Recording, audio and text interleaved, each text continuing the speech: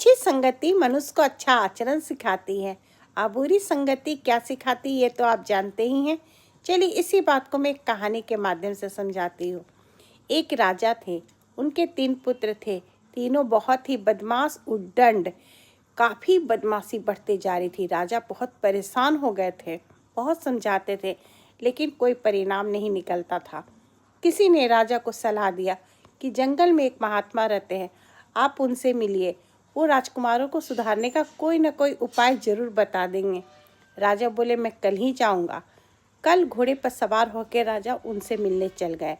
जंगल के निकट पहुँचे तो सोचे कि थोड़ा समय पानी पी लेता हूँ फिर जंगल में जाऊंगा। एक पेड़ के नीचे रुककर पानी पी रहे थे।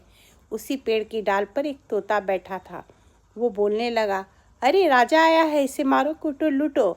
अरे राजा आया है, इसे मारो कूटो लूटो। राजा डर गए कि ये तो लूटने की बात कर रहा, कहीं डाकू तो नहीं आ रहे हैं।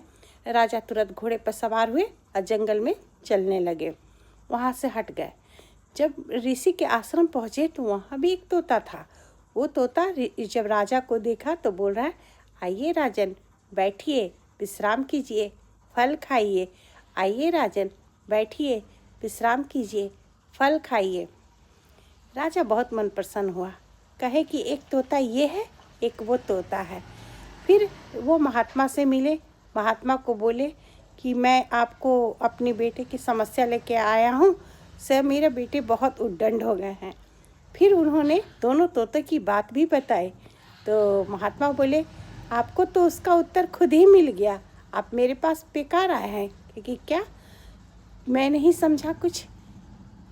राजा बोले तो फिर महात्मा बोलते हैं कि देखिए अब ये दोनों तोता एक ही प्रजाति का है, लेकिन एक को डाकू ने पाला है इसलिए ये मारो कूटो लूटो कहता है, और एक को मैंने पाला है इसलिए मैं ये अच्छे संस्कार सिखा है। इसलिए आप राजकुमारों को अच्छी संगति, अच्छे संस्कार वालों के साथ बैठाइए उठाइए और बुरी संगति से उनको दूर कीजिए, वो अपने आप सुधर जाएंगे। राजा समझ गए और वापस आए। उन्होंने वैसा ही किया और तीनों पुत्र सुधर गए। इसीलिए कहा जाता है अच्छी संगति में रहिएगा तो अच्छी बातों को सीखिएगा और बुरी संगति में रहिएगा तो बुराई बढ़ती ही जाएगी। अगर मेरी ये कहानी पसंद आई हो तो लाइक और सब्सक्राइब भी कीजिएगा। धन्यवाद।